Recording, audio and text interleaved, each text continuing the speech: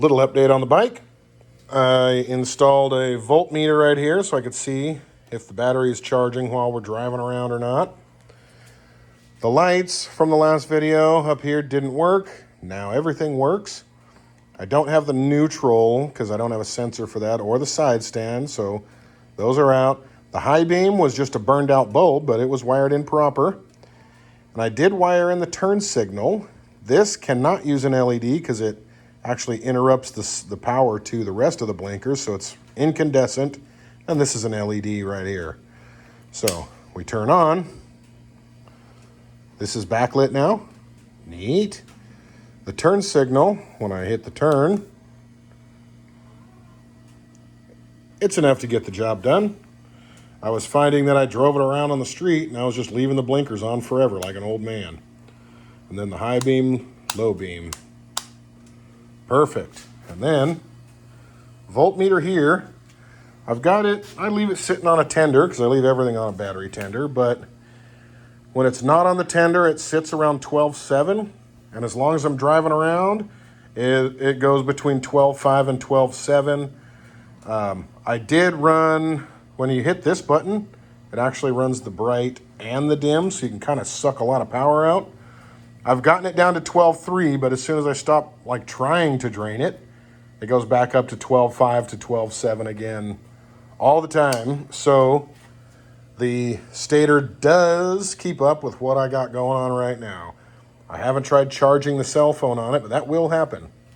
But I think that's going to take enough. It probably won't add any draw to it.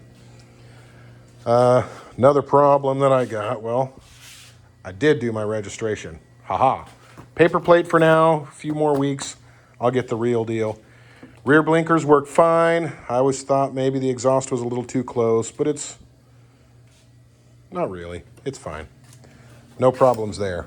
But this hits the blinkers. And you can see the split right there. I've super glued this thing back together a bunch, but it keeps hitting. So what I did is I bought license plate brackets that are supposed to bolt, that's supposed to have like this bitey thing that clamps on here, and then these mount to it, but all I did is I just hooked it up into a shock bolt. So this, I'm not going to intentionally smash this again, but I've already done the travel. This will bend all the way lock to lock, and it comes up and like maybe barely touches when it's locking. So that's where we're gonna relocate these. But I bought a new set of these, so I don't have to reuse this one that's been glued back. So I'm not gonna bother to take this off and mount it. But that's where it's gonna be. So that's kind of where we're at with it.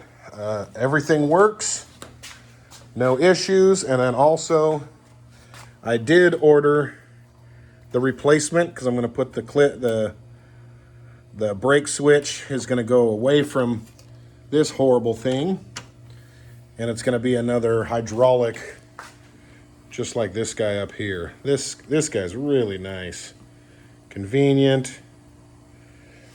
So there we are. I have driven it on the road a bunch,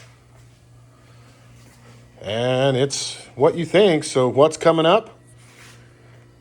Obviously the aforementioned mild repairs / upgrades, but we're going to put this to something. If you've ever ridden a Honda, and even my Africa Twin,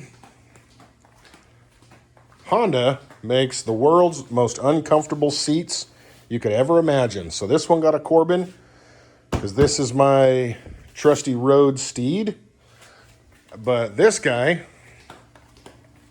he's going to get a seat concepts, and supposedly it's going to be the tall, so it's going to be much thicker, and it's supposed to be about maybe 1/2 inch to 1 inch wider, so it's going to have more of like a seating area than this guy.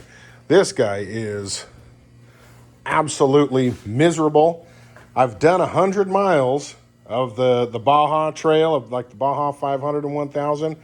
I've done 100 miles on this thing, and let me tell you, my butt was very unhappy with my life that day. So we're gonna be doing a lot more seat time on this guy now that we're gonna be riding it on the street more. We'll be able to hit more trails since we don't have to load the truck and do all that. It's more convenient. So he's going to be getting more seat time. So we need to make sure this is up to the task. Anyways, see you later.